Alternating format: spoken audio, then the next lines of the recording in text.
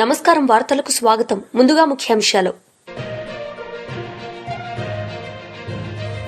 అమరావతి ఆవకాయ ఫెస్టివల్లో పాల్గొన్న ముఖ్యమంత్రి చంద్రబాబు నాయుడు. ఈ సందర్భంగా ప్రసంగం.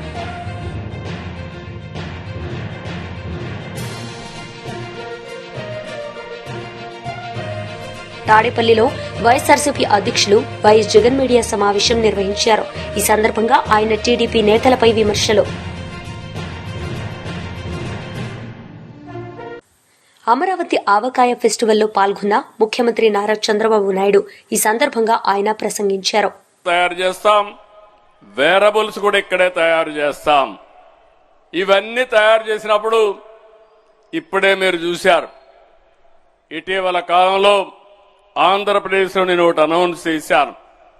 Green hydrogen valley. మీ ఇంట్లోనే కరెంటు తయారు చేసుకునే పరిస్థితి, పొల్యూషన్ లేని పరిస్థితికి వచ్చాం. ఇంకో క్వాంటమ్ వ్యాలీ ఎక్కడో లేదు. దేశంలో మొట్టమొదటి క్వాంటమ్ కంప్యూటర్ రాబోయే 5 నెలల్లో ఈ అమరావతిలో వస్తుంది. దానికి మీరు సిద్ధంగా ఉండాల్సిన అవసరం ఉంది. నేను క్వాంటమ్ కంప్యూటర్ గురించి మాట్లాడితే అందరూ వచ్చి మేము కంప్యూటర్లు ఇక్కడే తయారు చేస్తామని, 2 ఏళ్లలో క్వాంటమ్ కంప్యూటర్లు తయారు చేసే శక్తి తెలుగు జాతికి ఉందని మరొక్కసారి మీకు విజ్ఞప్తి చేస్తున్నా. ఇవి తలుచుకున్నప్పుడు చాలా మంది ఏఐ, ఒకప్పుడు ఐటీ మాట్లాడా, ఇప్పుడు ఏఐ గురించి మాట్లాడుతున్నా. ఇటీవల కాలంలో ఫస్ట్ టైం ఆర్థిక సంస్కరణలు వచ్చిన తర్వాత గూగుల్ ముందుకొచ్చి $15 బిలియన్ 1 గిగావాట్ డేటా సెంటర్, అదే సమయంలో ఏఐ హబ్ కింద విశాఖపట్నాన్ని సెలెక్ట్ చేసుకున్నారు. వీళ్ళు వచ్చిన తర్వాత చాలా మంది ముందుకొచ్చి క్యూ కట్టారు. రిలయన్స్ వస్తున్నారు, చాలా కంపెనీలు వస్తున్నాయి. చాలా మంది డేటా సెంటర్లు పెట్టి ఆర్టిఫిషియల్ ఇంటెలిజెన్స్ తో ముందుకు పోయే పరిస్థితికి వచ్చారు.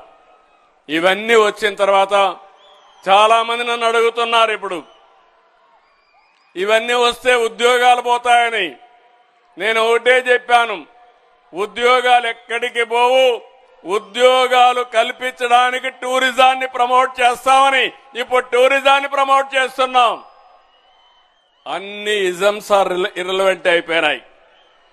ఒక 30 ఏళ్లకు మన పేరు చూస్తే భావజాలాలపైన మాట్లాడేవాళ్ళం. నువ్వు కమ్యూనిస్టా, క్యాపిటలిస్టా, సోషలిస్టా అని. ఇప్పుడు కమ్యూనిస్టులు అయిపోయారు, సోషలిజం అయిపోయింది. ఇప్పుడు అందరూ కూడా మాట్లాడేది టూరిజం గురించి మాట్లాడే పరిస్థితికి వచ్చారు. దాంట్లో ఏమాత్రం అనుమానం లేదని చెప్పి నేను మీకు తెలియజేస్తున్నా. నేను మిమ్మల్ని అందరినీ ఒకటే అడుగుతున్నా, టూరిజానికి కావాల్సింది ఆతిథ్యం ఇచ్చే మనస్తత్వం ఉండాలి. 18 నెలల్లో ఒకప్పుడు 4-5 వేల రూములుంటే మన దగ్గర 18 నెలల్లోనే 5,000 రూములు, కొత్త రూములు శాంక్షన్ చేశాం. హోటల్స్ కి ఇండస్ట్రీ హోదా ఇచ్చాం.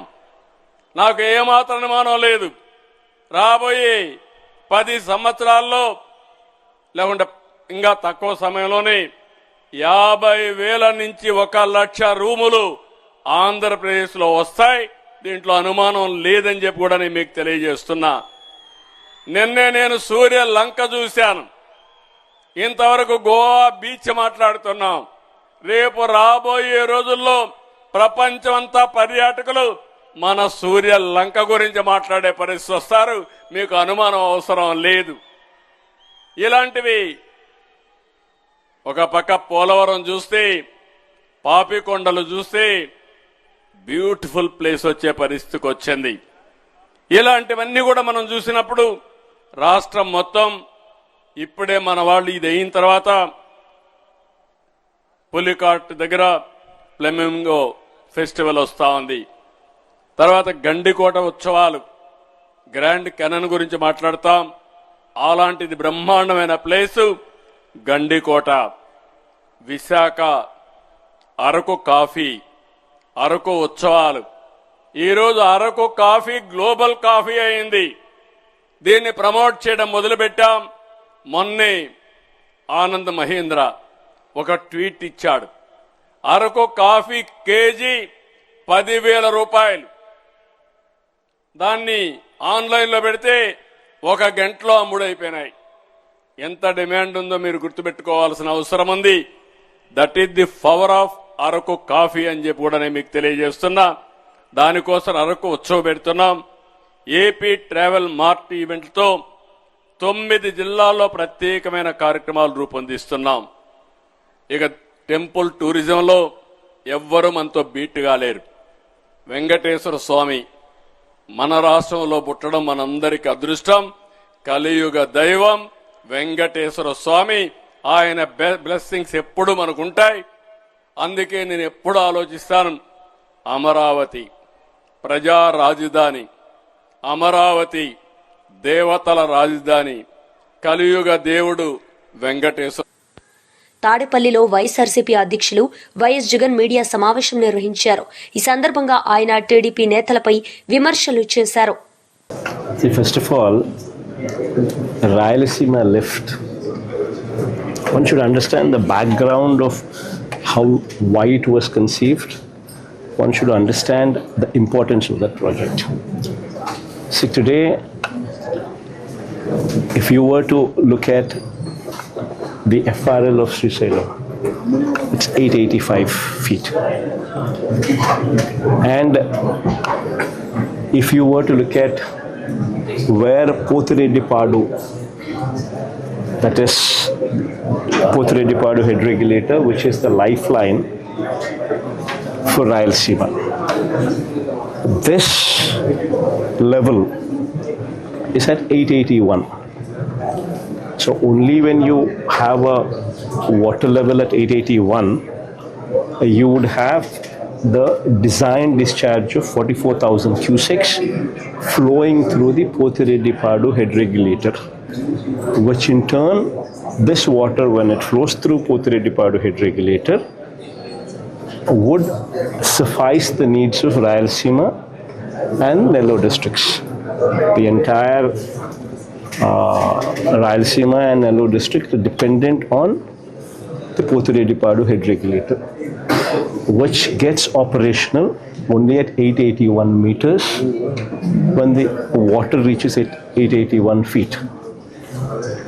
Whereas 885 feet is the FRL of Srisailam reservoir. Now this is the background.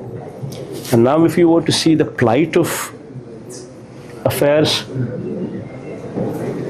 the state is reeling under, if you were to check the last 20 years record, maybe for 3-4 years at best, you would have a situation where the water is flown through Pothredipadu and the allocated quota of water reached the downstream riparian districts.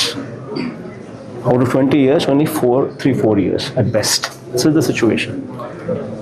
While the situation continues to be like this, where the flood days every year are being reduced, today you have only 20-30 days of flood at best per annum. While this situation continues to exist, on the other hand, you have in Telangana lifts which are operating at 800 feet.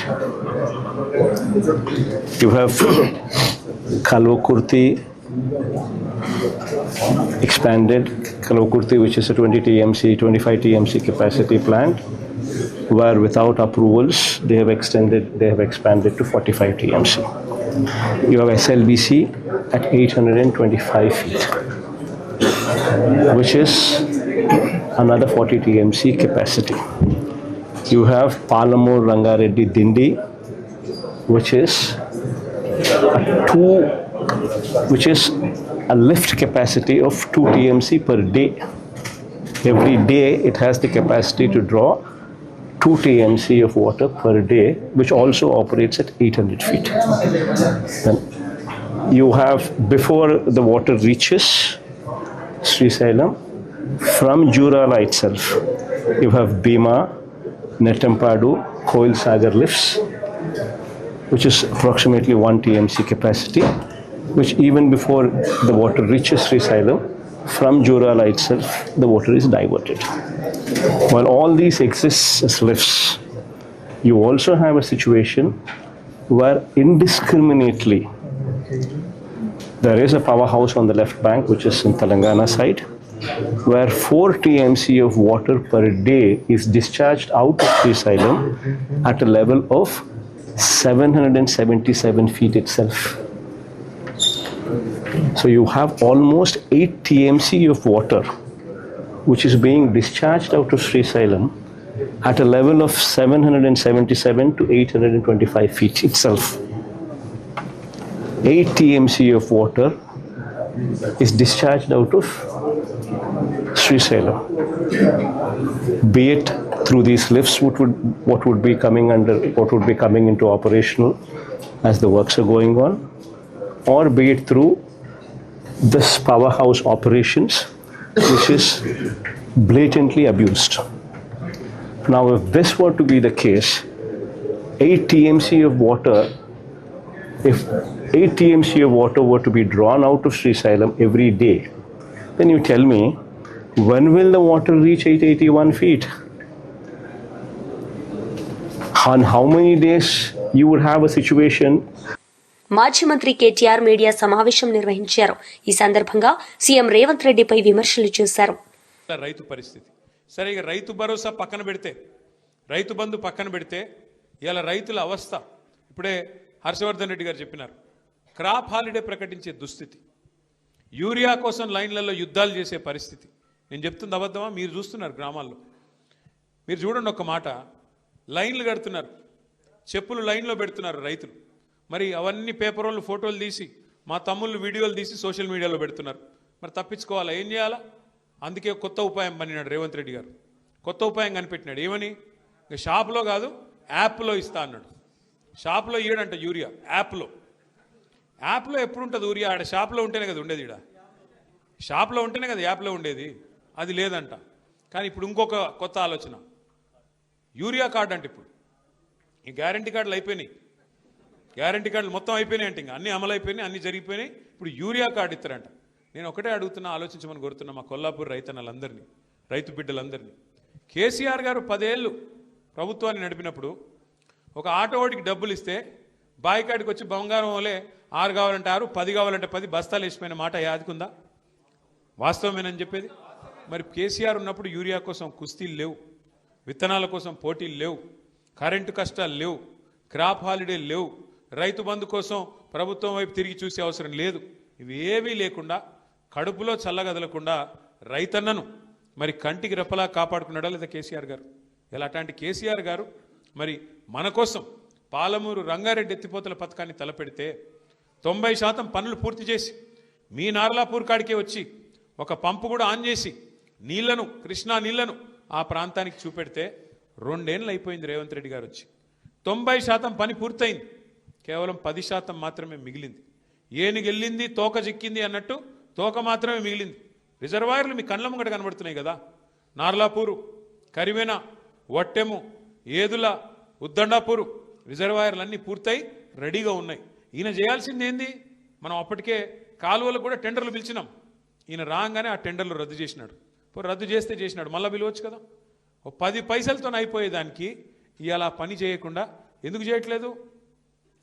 తొందరగా చేస్తే కేసీఆర్కు పేరు వస్తుంది. పాలమూరు రంగారెడ్డి కేసీఆర్ గారు కట్టిండని చెప్పి యాద్ చేసుకుంటారు. కేసీఆర్కు పేరు వస్తుంది, వాళ్ళ పాత బాస్కు కోపం వస్తుంది. వాళ్ళ పాత బాస్ ఎవరో తెలుసు కదా మీకు. ఆయన కోపం వస్తుంది, నువ్వు మా నీళ్ళు ఎట్లా తీసుకుపోతావురా, నువ్వు మా చెంచగాడు లెక్క ఉండాలి కానీ పెద్దోళ్ళలాగా యాక్టింగ్ చేస్తున్నావేంది? ఆయన కోపం వచ్చి ఊరుకుంటాడా? అందుకే ఆ భయంతో ఇవాళ మొత్తానికైతే కాలమూరును ఎండబెట్టే ప్రయత్నం, పండబెట్టే ప్రయత్నం చేస్తున్నాడు. ముఖ్యమంత్రి గారు మాట్లాడుతూ ఎప్పుడు అంటూ ఉంటాడు, పండబెట్టి తొక్కుతా అంటాడు. రేవంత్ రెడ్డి డైలాగ్ అది. నిజమే, ఇలా పాలమూరును పండబెట్టిండు, రైతులను తొక్కుతున్నాడు. ఎక్కడలోని అక్కడ మీరు జూరాల అక్కడ పోయి చూడండి, అక్కడ మొత్తం క్రాప్ హాలిడే. నిన్న మొన్న పోయినారు మా నాయకులు అందరూ కలిసి, జూరాలకు పోయినారు. పోయి చూస్తే నీళ్లు లేవు, నీళ్లు లేక క్రాప్ హాలిడే అక్కడ కూడా డిక్లేర్ చేసినారు. కానీ ఇలా రేవంత్ రెడ్డి వితండవాదం చేస్తున్నాడు. ఆయన ప్రభుత్వం జూరాలనే కట్టేది ఉండే, పాలమూరు రంగారెడ్డి ఎత్తిపోతల పథకం, నీళ్లు లేని కాడనే మోటార్లు పెట్టేది ఉండే. ఎవడన్నా తెలివైనోడు రైతు నీళ్లు లేని కాడ మోటార్లు పెడతాడే? ఎవరన్నా వ్యవసాయం మీద అవగాహన ఉన్నోడు పెడతాడా? ఇంకా మా కర్మ ఏంటంటే, మేము కొంతమంది ఇక్కడ ఉన్న వాళ్ళం ఎమ్మెల్యేలు ఉన్నాం. మా కర్మ ఏంటంటే రేవంత్ రెడ్డి కాడ నీటి పాటలు నేర్చుకోవాలట మేము పోయి అసెంబ్లీకి. ఏ రేవంత్ రెడ్డి? దేవాదుల ఏ బేసిన్లో ఉందో తెలియని రేవంత్ రెడ్డి, ఏ వాగు ఏడుందో తెలియదు, ఏ వంక ఏడుందో తెలియదు, ఏ నది ఏడుందో తెలియదు. పోనీ అది కూడా కాదు, ఇంకా దారుణం ఏంటంటే బచావత్ అవార్డు ఏందో తెలియదు, బచావత్ ట్రిబ్యునల్ ఏందో తెలియదు, బ్రజేష్ కుమార్ ట్రిబ్యునల్ ఏందో తెలియదు. బీజేపీ లీడర్ రెడ్డి మీడియా సమావేశం నిర్వహించారు. ఈ సందర్భంగా పలు అంశాలపై ఆయన మాట్లాడారు. ఐఎన్సీ పోయి ఇస్లామిక్ నేషనల్ కాంగ్రెస్గా మార్చారు. మరి ఐఎన్సీని రేవంత్ రెడ్డి గారు వచ్చిన తర్వాత దాన్ని ఇస్లామిక్ నేషనల్ కాంగ్రెస్గా మార్చారు. స్వయంగా రేవంత్ రెడ్డి గారు చెప్పారు, కాంగ్రెస్ అంటే ముస్లిమ్స్, ముస్లిమ్స్ అంటే కాంగ్రెస్ అని. ఈరోజు భారతీయ జనతా పార్టీ మీద మాట్లాడే కనీస నైతిక హక్కు కూడా రేవంత్ రెడ్డి గారికి కానీ కాంగ్రెస్ పార్టీ నాయకులకు లేదు.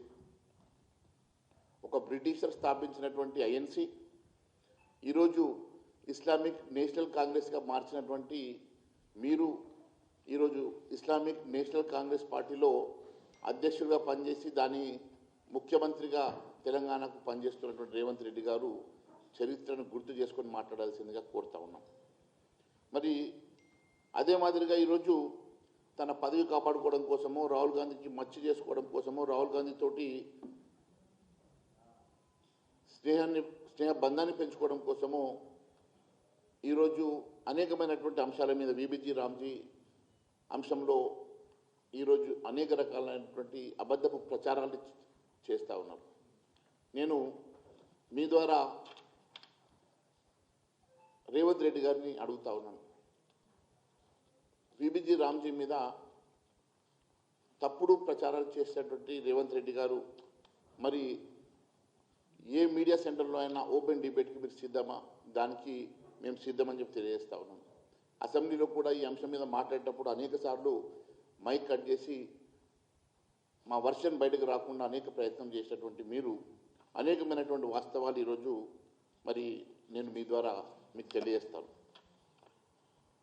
అసలు వీబీజీ రామ్జీ, వికసిత్ భారత్ జీ రామ్జీ అర్థం చేసుకోవడానికి మీరు ఒక చిన్న ఉదాహరణ. 2004 నుంచి భారతీయ జనతా పార్టీ అధికారం వచ్చే వరకు వీబీజీ రామ్జీ ద్వారా ఎంత ఖర్చు, ఎన్ఆర్ఈజీఎస్ ద్వారా ఎంత ఖర్చు పెట్టారు, మరి గత 11 సంవత్సరాల్లో భారతీయ జనతా పార్టీ అధికారం వచ్చిన తర్వాత ఎంత ఖర్చు చేశారో నేను మీకు ఒక విషయం తెలియజేస్తా ఉన్నాను. ఇప్పటివరకు ఈ పథకంలో 11,74,000 కోట్ల రూపాయలు ఖర్చు చేస్తే దాంట్లో 8,53,000 కోట్ల రూపాయలు, 11,74,000 కోట్ల నుంచి 8,53,000 కోట్ల రూపాయలు ఖర్చు చేసింది నరేంద్ర మోడీ గారి ప్రభుత్వమే. అంటే గత 10 సంవత్సరాలు కాంగ్రెస్ పాలనలో ఖర్చైన దానికి 3 అంతలు గత 11 సంవత్సరాల్లో నరేంద్ర మోడీ గారి ప్రభుత్వం ఖర్చు చేసింది అనేది వాస్తవం కాదా అని అడుగుతున్నా. మరి అనేక విషయాలు మాట్లాడుతూ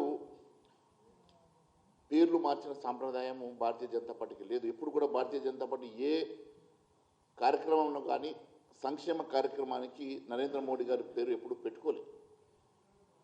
గ్రామీణ ఆవాస్ యోజన మీరు ఇందిరా ఆవాస్ యోజనగా మార్చుకున్నారు. గ్రామీణ విద్యుదీకరణ యోజన దాన్ని రాజీవ్ గాంధీ గ్రామీణ విద్యుదీకరణ యోజనగా మార్చుకున్నారు. ఖేల్ రత్న అవార్డు దాన్ని రాజీవ్ గాంధీ ఖేల్ రత్నగా మార్చుకున్నారు.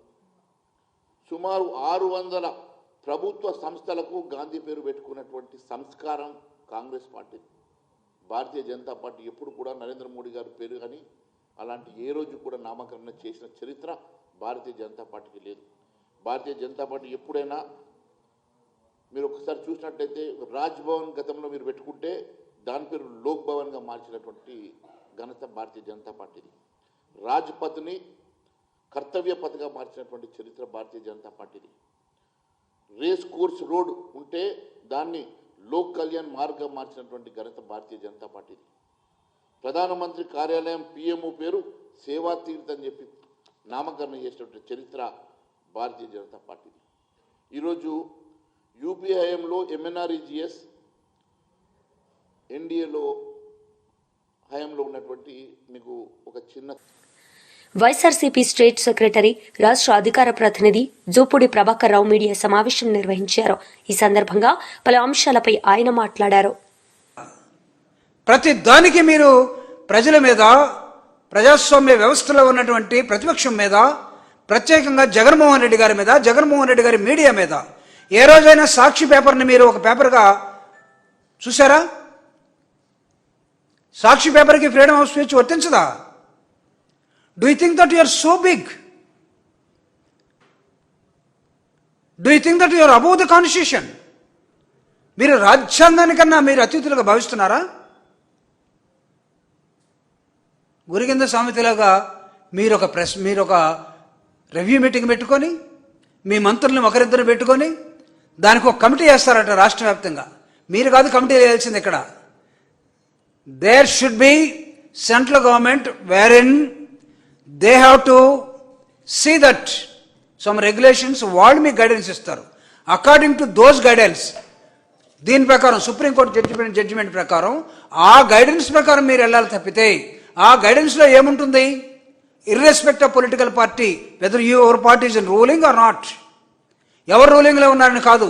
ఏ రాజకీయ పార్టీ అయినా సరే, ఎవడైనా సరే ఆర్టికల్ 19ని అబ్యూజ్ చేసి దానికి విరుద్ధంగా ఎవడైనా మాట్లాడితే, అంటే తెలుగుదేశం మాట్లాడుకోమని, కూటమి ప్రభుత్వం మాట్లాడుకోమని సుప్రీంకోర్టు జడ్జిమెంట్ లేదు.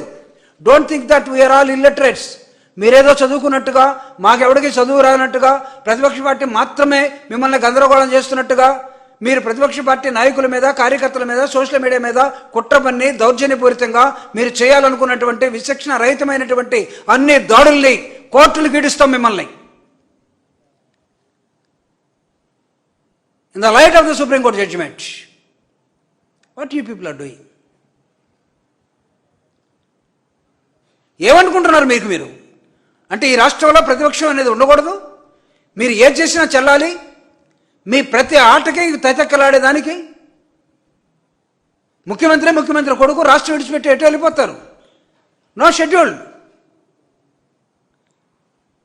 ఇన్ఫార్మల్గా కనపడకుండా వెళ్ళిపోతారు. ఎక్కడికి వెళ్ళాలని అడగకూడదు, అడిగితే సోషల్ మీడియా కేసు. ఇదే సుప్రీంకోర్టు జడ్జిమెంట్ చెప్తుంది. ఎక్కడ ఎవరిని మీరు ఏ విధంగా నియంత్రణ చేయాలనుకుంటున్నారు? అంటే జగన్మోహన్ రెడ్డి గారి తరపున, వైఎస్ఆర్ కాంగ్రెస్ పార్టీ తరపున ఎవడు ఏమీ మాట్లాడకూడదు. మీ ఒక్క పార్టీ ఏమైనా రాజ్యాంగం ప్రకారం రిజిస్టర్ అయిందా? ప్రతిపక్ష పార్టీలు మిగతా రాజకీయ పార్టీలు లేవని భావిస్తున్నారా? అరే మీరు ఫ్రీడమ్ ఆఫ్ స్పీచ్ని నియంత్రించాలనుకొని సుప్రీంకోర్టు జడ్జిమెంట్కి వ్యతిరేకంగా ఎవరికి తెలియదన్నట్టుగా మీరు రివ్యూలు పెట్టుకొని చేసే విధానం ఏదైతుందో ఇది అప్రజాస్వామికం, ఇది రాజ్యాంగ విరుద్ధం. మా లీగల్ సెల్ కానీ, మా పార్టీ నిర్మాణం కానీ, మా పార్టీ నాయకులు కానీ, మా పార్టీ మీడియా సెల్ కానీ, లేకపోతే సోషల్ మీడియా కానీ ఎక్కడ కూడా మేము ఎవరిని కూడా అబ్యూజ్ చేయటం లేదు. ఉన్న విషయాన్ని ఉన్నది ఉన్నట్టుగా మేము ప్రజలకి వేలెత్తి చూపదలుచుకున్నాం. వేలెత్తి చూపడం కూడా, హైలైట్ చేయడం కూడా తప్పు అయిపోయిందని భావించే కుట్రపూరిత విధానంలోకి ఈరోజు టీడీపీ గవర్నమెంట్ వెళ్తూ ఉంది, ఈ కూటమి గవర్నమెంట్ వెళ్తూ ఉంది. ఈ కూటమి గవర్నమెంట్ని ఖచ్చితంగా నియంత్రిస్తాం, ప్రజా ఉద్యమాన్ని నిర్మిస్తాం, ప్రజల్లోకి తీసుకెళ్తాం. ప్రతి అంశాన్ని మీ దగ్గర ఉన్నాయని చెప్పి వార్తలు ముగించే ముందు ముఖ్యాంశాలు మరోసారి.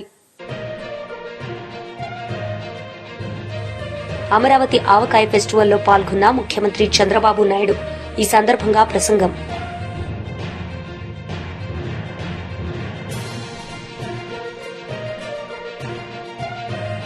తాడేపల్లిలో వైఎస్ఆర్సీపీ అధ్యక్షులు వైఎస్ జగన్ మీడియా సమావేశం నిర్వహించారు. ఈ సందర్భంగా ఆయన టీడీపీ నేతలపై విమర్శలు. ఈ వార్తలు ఇంతటితో సమాప్తం. తిరిగి ప్రసారమయ్యే వార్తల్లో మళ్లీ కలుద్దాం. అంతవరకు సెలవు. నమస్తే.